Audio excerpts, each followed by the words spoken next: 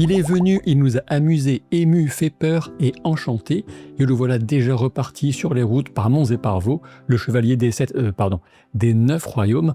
Enfin, ça se discute, on y reviendra. Alors faut-il s'apitoyer sur le fait que c'était court, ou se réjouir d'avoir passé en sa compagnie un si bon moment?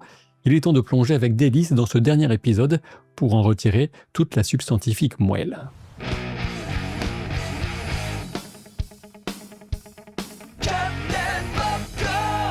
J'ai été un peu décontenancé, je l'avoue, par la musique jazzy qui ouvre l'épisode, ambiance trompette triste du détective désabusé, après l'apothéose tragique d'un film noir par exemple.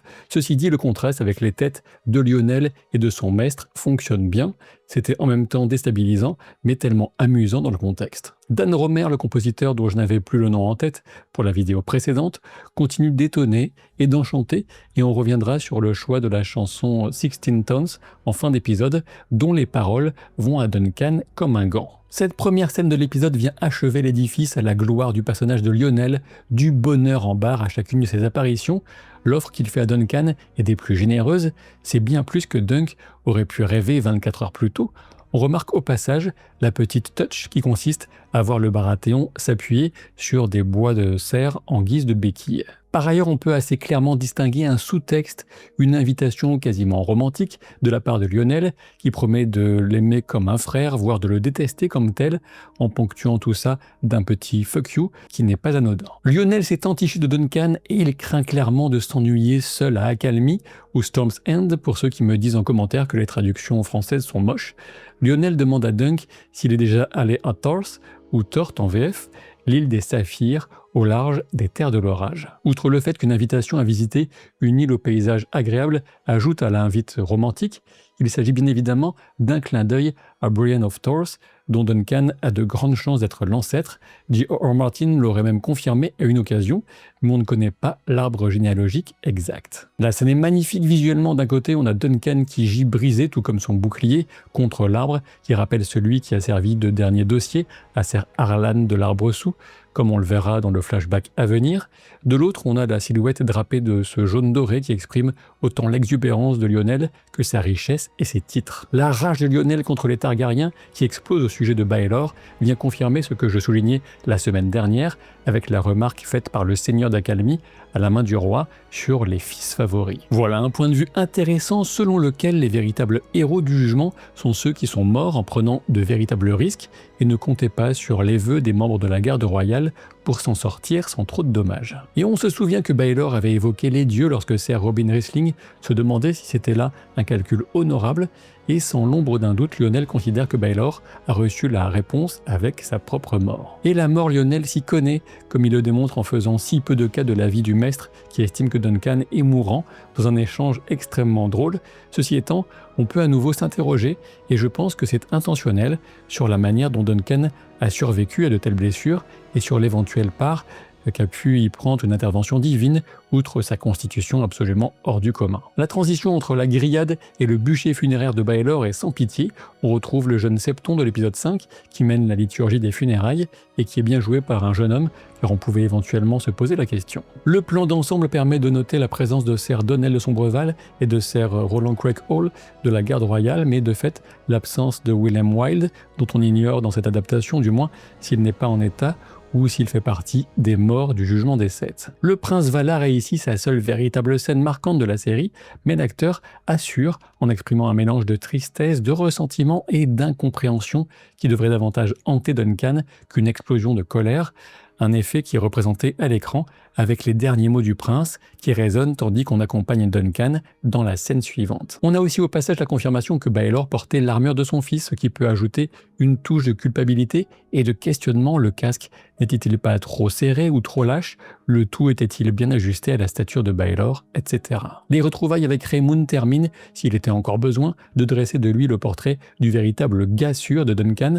celui qui ne craint même pas de l'étreindre en public pour le réconforter.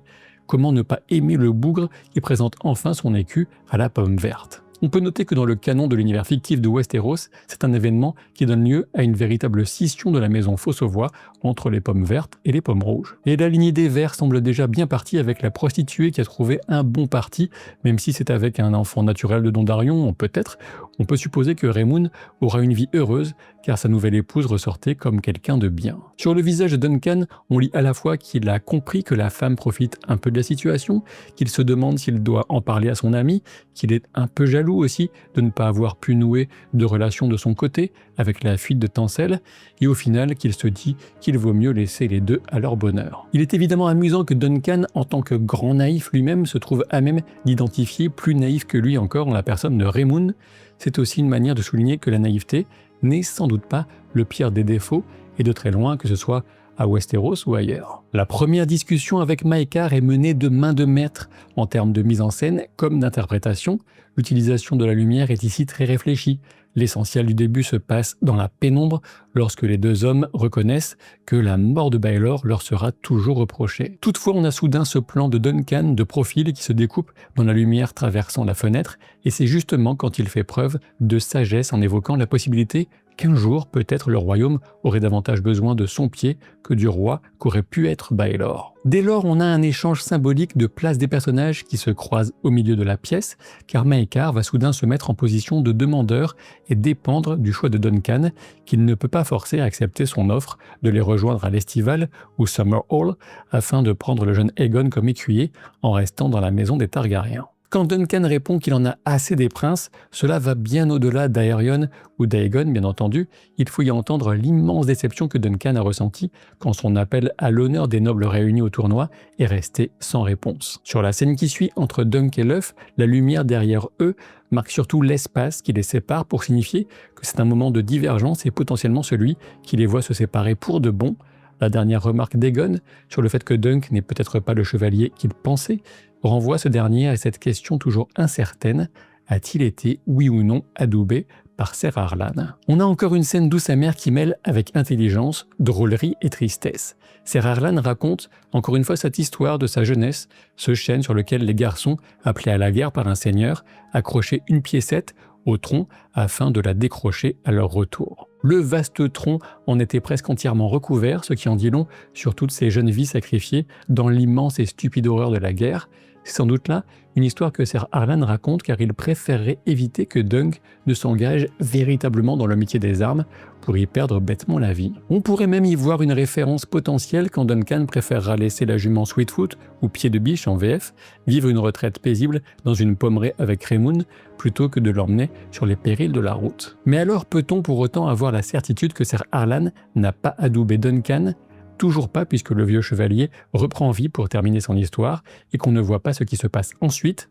À mon avis, l'adoubement n'a jamais eu lieu.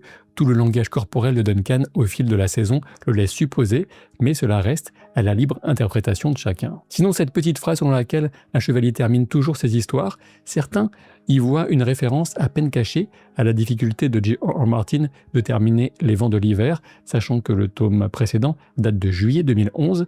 C'est peut-être une profession de foi envers l'auteur plutôt qu'une pique, à moins que ce ne soit pas volontaire.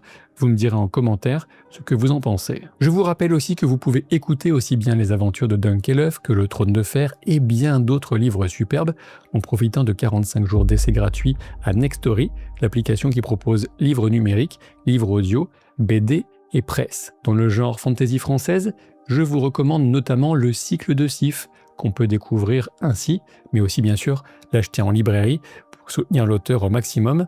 Pour moi, c'est vraiment un des gros coups de cœur de mes derniers mois d'écoute et de lecture, et une gemme trop méconnue encore. Pour profiter de ces 45 jours gratuits, bien sûr, vous trouverez un lien en description et en commentaire épinglé. La séquence qui suit sous la tente nous permet de découvrir le cercueil à abeilles du chevalier Humphrey des Essaims. En anglais, le nom de famille est Beesbury, et c'est encore un peu plus amusant puisque tout bury signifie enterré. Qu'il le soit dans un cercueil plein d'abeilles semble fort à propos. On peut noter aussi que le tournage a été bien ennuyé par des guêpes, et l'idée du cercueil ressemble un peu à une private joke de ce fait. Pour en revenir à l'essentiel, les paroles de Daeron sur la jeunesse de son frère Aerion laissent clairement Duncan songeur. En tant qu'indéfectible bon gars, il prend alors conscience que ne pas prendre Aegon sous son aile le rendrait en partie responsable, à ses yeux, de laisser le petit aussi mal tourné qu'Aeron. Plane aussi une question qui restera sans réponse pour l'instant: la folie des Targaryens est-elle déjà inscrite dans le destin d'Aegon? Duncan peut-il véritablement s'y opposer par l'éducation et l'exemple? Voilà un questionnement soutenu, à n'en pas douter, par la scène suivante qui voit le jeune garçon envisager d'achever son grand frère. C'est là un ajout de la série, mais si vous voulez mon avis, un sacré bon ajout en l'occurrence, dans une scène sans parole qui vient créer un moment d'intense émotion entre le père et le fils. Lorsqu'Aegon regarde ses cheveux repoussés dans le miroir, on a l'impression qu'il décide d'aller tuer Aerion car il serait comme une incarnation de ce qu'il risque lui-même de devenir. Le niveau d'interprétation est à nouveau étonnant, notamment de la part du jeune garçon. Espérons juste que la célébrité, qui réussit assez rarement aux jeunes acteurs, quand on connaît les difficultés rencontrées par bon nombre d'entre eux en grandissant, sera bien gérée par lui et surtout par son entourage pour le protéger au mieux. Les quelques mots de la jeune noble Sandroguet sont aussi un ajout de la série, rien de comparable en termes d'intérêt par rapport à la scène précédente, mais cela permet d'exprimer les bonnes valeurs du personnage qui ne se trouve pas résumé à son seul comportement un peu étrange lors de sa première rencontre avec Duncan et qui laisse place ici à une expression de respect très rare chez les gens de son rang. La tentative de Duncan de convaincre Maekar de lui confier son cadet pour l'emmener dans une vie simple de chevalier errant vient à nouveau, si besoin, démontrer que les dialogues proposent parfois des joutes et un suspense qui ne vaut pas moins que celui des tournois. On peut comprendre le choix de Maekar de ne pas abandonner la possibilité d'enfin réussir l'éducation d'un de ses enfants avec la dernière chance qui lui reste. J'ai déjà commenté plus tôt dans la vidéo cette scène de pied de biche et de Raymoon qui fait chaud au cœur en prouvant que la série n'a pas oublié le destin de l'animal. Duncan avait promis de la racheter, mais voilà, sa victoire dans le jugement des 7 a uniquement permis de le laver de l'accusation, mais il n'en reste pas moins pauvre pour autant. D'ailleurs, on peut se demander comment il a pu payer le reste de la somme qu'il devait à Crâne d'Acier, du moins il me semble qu'il lui devait encore une somme, mais le forgeron n'apparaît pas malheureusement dans ce final. Le geste de Duncan qui cloue la pièce à l'arbre souligne qu'il s'inscrit dans l'héritage de Ser Harlan, tout en rappelant au spectateur le danger de la voie dans laquelle il s'engage, dans une solitude lourde, solitude immédiatement brisée parce qu'on espérait tous, bien évidemment, le retour de l'œuf. La discussion autour des 7 ou des 9 royaumes illustre parfaitement la dynamique retrouvée du duo avec le petit je sais tout et le grand chevalier un peu lent, mais terriblement attachant et quasiment increvable. Alors Aegon a-t-il raison ? Eh bien ça se discute. On compte bel et bien 9 provinces ou régions dans le Westeros de l'époque, d'ailleurs il les énumère, mais ce ne sont pas pour autant des royaumes puisque de rois, il n'en reste plus qu'un depuis la conquête par Aegon Ier du nom et ses sœurs Visenya et Rhaenys. Juste avant cette conquête, on comptait bel et bien 7 royaumes et donc 7 couronnes, même si Dorne n'a pas rejoint le territoire conquis par les Targaryens, du moins pas à l'époque. Cette question est donc ouverte à débat et interprétation selon la période prise en compte, la légitimité du terme de royaume pour des territoires dépourvus de rois autonomes. L'ajout du fantôme de Ser Harlan qui suit un peu les deux compères avant de bifurquer nous laisse deviner que le vieux chevalier estime que sa mission de formation de Duncan est enfin achevée. Et on distingue la tête de Duncan qui se tourne car il a senti, on l'imagine, une vague présence. J'ai pu lire des réactions sur Reddit qui faisaient immédiatement le parallèle entre cette inclusion de Ser Harlan et la fin de Fast and Furious 7 qui rendait hommage à l'acteur Paul Walker. Je ne sais pas si c'est une inspiration directe de la série, mais l'association d'idées chez certains spectateurs s'entend assez bien. La révélation finale quant à la fugue d'Aegon génère un certain débat. En effet, ce n'est pas nécessairement ainsi que les choses se déroulent dans la nouvelle, que je vous invite à lire ou à écouter, encore une fois, et de ce fait on s'interroge quant aux implications pour la saison 2 notamment. Malgré cette divergence notable, J.R.R. Martin a exprimé que cet épisode 6 était son préféré de toute la saison, il n'est donc pas très inquiet quant aux répercussions et à la façon de raccrocher les wagons pour ne pas trop s'éloigner de sa version de l'histoire. Ceci étant, il faut avouer que voir Aegon prendre une telle décision implique qu'il est prêt à mettre de nouveau Duncan dans de graves ennuis potentiels, uniquement pour satisfaire son envie d'être avec lui, d'être son écuyer. À titre personnel, je ne suis pas choqué par ce choix scénaristique, car j'imagine bien que si le duo se faisait rattraper par des soldats de Maekar, Aegon avouerait son mensonge et que son père ne prendrait pas le risque de faire du mal à Ser Duncan par crainte de perdre son fils pour de bon. Le niveau de risque encouru n'est donc pas si élevé qu'il en a l'air. C'est aussi une manière de laisser un peu de suspense planer d'ici la saison 2, mais sans nous laisser sur un énorme cliffhanger non plus. Et je vous rappelle que cette saison 2 est d'ores et déjà en cours de tournage. Elle n'aura pas davantage de budget que la première, et elle suivra le même format de 6 courts épisodes et sortira début 2027. Enfin, le choix de la chanson 16 Tons pour clore l'épisode vient jouer sur l'origine populaire de Duncan. Certaines paroles lui vont très bien, notamment celle-ci, dont je vous donne directement la traduction, même si ça sonne évidemment bien mieux en anglais. Certaines personnes disent qu'un homme est fait de boue, un pauvre homme est fait de muscles et de sang, muscles et sang et peau et os, un esprit faible et un dos fort. Si tu me vois venir, tu ferais mieux de t'écarter, beaucoup d'hommes ne l'ont pas fait, beaucoup d'hommes sont morts, un point de fer, l'autre d'acier. Si celui de droite ne t'attrape pas, alors celui de gauche le fera.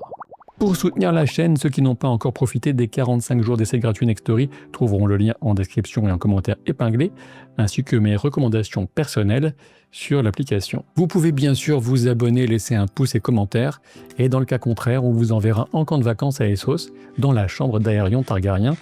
Un excellent moment en perspective. À très vite pour de nouvelles aventures. Merci à toutes et à tous. Salut.